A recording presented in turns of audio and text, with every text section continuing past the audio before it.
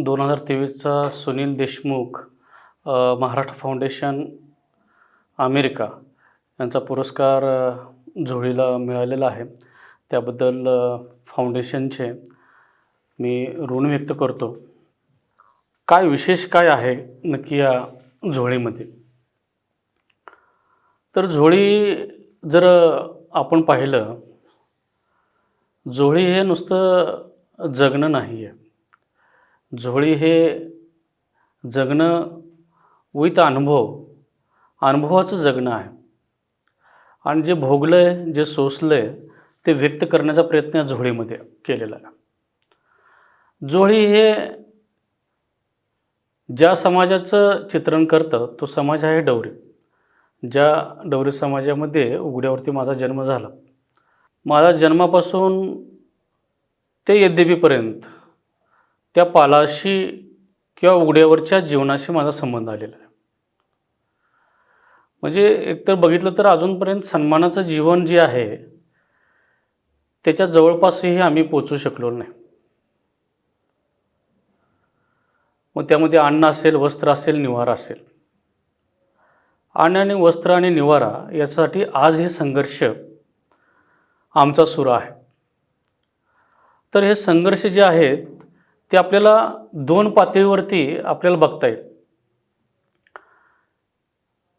एका बाजूला आईवडिलांचा जो संघर्ष आहे अन्न वस्त्र निवाऱ्याचा आहे, आणि दुसऱ्या बाजूला जो संघर्ष आहे झोळीमध्ये तो माझा शिक्षणाचा आहे. माणसाच्या पोटाला भूक आहे. तर आम्हाला जी भूक होती ती शिक्षणाची होती.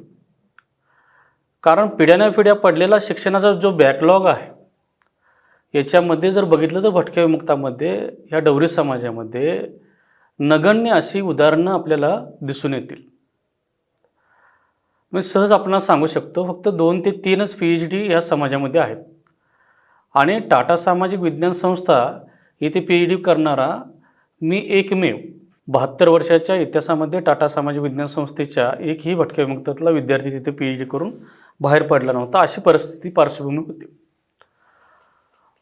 आता माझ्या शिक्षणाचे टप्पे जर आपण बघितलं तर 4थीपर्यंतचं पालावरून गावामध्ये शिक्षण, त्यानंतर 4थी ते 10वीपर्यंत आश्रमशाळेत शिक्षण, त्यानंतर 10वी ते 15वीपर्यंत पालावरून जाऊन कॉलेजला शिक्षण फलटणमध्ये, आणि त्यानंतर कोल्हापूरला MSW 2 वर्षाचं तिथे हॉस्टेलला राहून कमावून शिका योजनेमधून लायब्ररीमध्ये काम करून, हॉस्टेलमध्ये सुपरवायझर काम करून, जे मिळालं ते काम करून ते शिक्षण MSWचं पूर्ण केलं. 2 दिवसाचा फील्डवर्क असायचा. तो फील्डवर्कसुद्धा पायी मी पूर्ण करायचो. पायी जायचो आणि ते पैसे वाचवायचो. त्यातून नोट्स वगैरे झेरॉक्स वगैरे करायचो. कारण घरून पैसा मिळेल याची शाश्वती नव्हती आणि घरून पैसे मागतसुद्धा नव्हतो. मला त्यावेळेस मेसलासुद्धा मला जेवायलासुद्धा पैसे नसायचे. बऱ्याच वेळ मी अर्धपोटी राहिलेलो आहो. आता ही भटकंती तर आमच्या जीवनाला 5वीलाच पुजलेली आहे. MSWचं शिक्षण पूर्ण झालं. आईवडिलांची जी पालं आहेत, बिराडा आहेत, ते चौफुला येत होती पुणे जिल्ह्यामध्ये. तिथून जॉबसाठी प्रयत्न केला तर 1 वर्ष कसाबसा कॉन्ट्रॅक्टवरती जॉब केला. अस्थिर जीवन.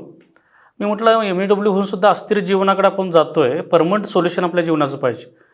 मग मी म्हटलं आपल्याकडे संधी आहे संशोधन करण्याची. भटक्या विमुक्तामध्ये संशोधनाचं प्रमाण अत्यल्प आहे. संशोधनाकडे कोण वळत नाहीत.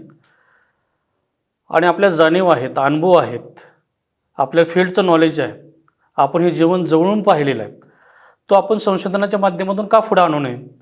त्यामुळे 2008-09 नंतर मी टाटा सामाजिक विज्ञानमध्ये संस्थेमध्ये गेलो. तिथे असणारे S परशुरामन जे कुलगुरू होते, त्यानंतर प्रोफेसर अनिल सुतार, असे बरेच प्राध्यापक आहेत ज्यांनी मला तिथे सपोर्ट चांगल्या पद्धतीने केला.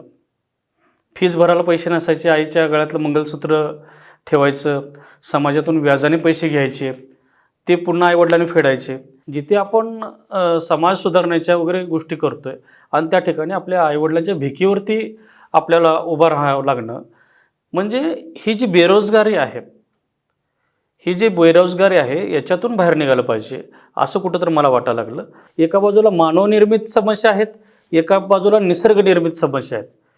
म्हणजे एका बाजूला पावसाचा संघर्ष करायचा आहे, आपत्तीशी संघर्ष करायचा आहे, एका बाजूला पोटाशी संघर्ष करायचा आहे, एका बाजूला मुलं जे आहेत मुलांना शिक्षणासाठी संघर्ष करायचे आहेत. हे अशा पद्धतीनं जर बघितलं तर आपल्याला येते. आणि हेच करत असताना शेवट मी एक सांगू इच्छितो की हे झोळी करत असताना मी फक्त झोळी हे मांडत असताना फक्त लिहिलो किंवा शिकलो या पद्धतीपर्यंत थांबलेलो नाही. मी एक सामाजिक काम म्हणून समाजामध्ये जे परंपरेनं जे डवरकी म्हणजे जे डवरी समाजाला धार्मिक कार्य दिलं जातं त्यांना एक जमीन दिली होती आणि ती जमीन इन्क्रोचमेंट केली होती, ती लुटण्याचा प्रयत्न केला होता. त्यासाठी संघर्ष करून 4-5 वर्ष मी कोर्ट केसेस खेळलो. माझ्या जीवनातले महत्त्वाचे अत्यंत उमेदीची 5-6 वर्ष मी त्यामध्ये घालवली आणि ती केस जिंकलो आणि ती जमीन आज त्या लोकांच्या ताब्यात आहे. ह्याच्यात दुर्दैव आहे त्या समाजाचं की तो दुष्काळी भाग आहे आणि दुष्काळी भाग असल्यामुळे ती जमीन कसण्यासाठी त्यांच्याकडे कोणतीही साधनं नाहीत, बैलजोड नाही, विहीर नाही. मग ते लोक कुठे जाणार? पुन्हा भिक्षेकडे जाणार. म्हणजे मला याच्यातून झोळीमधून हे सांगायचं आहे की उपजीविकेची साधनं हे भटक्या विमुक्तांना मिळणं गरजेचं आहे. मग तो शिकलेला माझ्यासारखा झोळी लेखक असू द्या किंवा भटक्या विमुक्तातला किंवा भिक्षेकरी भटक्या जमातीतला कोणताही वर्ग असू द्या, उपजीविकेची साधनांची निर्मिती हे अत्यंत महत्त्वाचं आहे आणि संसाधनाचं त्यांना वाटप होणं हे अत्यंत गरजेचं आहे. आणि अन्न वस्त्र निवारा प्रश्न सुटले पाहिजेत असं मला वाटतं. तरच हे लोक स्थायिक होतील आणि मुलांना शिकवतील. मी जाता जाता एक आव्हान करेल, ही झोळी जी आहे ही झोळी फक्त जस्ट एक उदाहरण आहे. असे कितीतर झोळी बांधव आपल्याला अवतीभोवती आपल्या दिसतील, कितीतर संघर्ष करणारी दगडफोड्यांची मुलं असेल, इतर प्रत्येक घटकातले पार फुटपाथवरचे असतील, हमालांची मुलं असतील, मजुरांची मुलं असतील, बांधकाम मजुरांची असतील, अनेक घटकातले मुलं असतील. अशा घटकांचं एक प्रतिनिधित्व ह्या झोळीच्या माध्यमातून रिप्रेझेंटेशन समोर येतं. आपण ते मोठ्या मनाने महाराष्ट्रामध्ये स्वीकारलं. मी तरी सर्व जे समीक्षक आहेत, वाचक आहेत, साहित्यिक आहेत यांचा मी अत्यंत ऋणी आहे. धन्यवाद.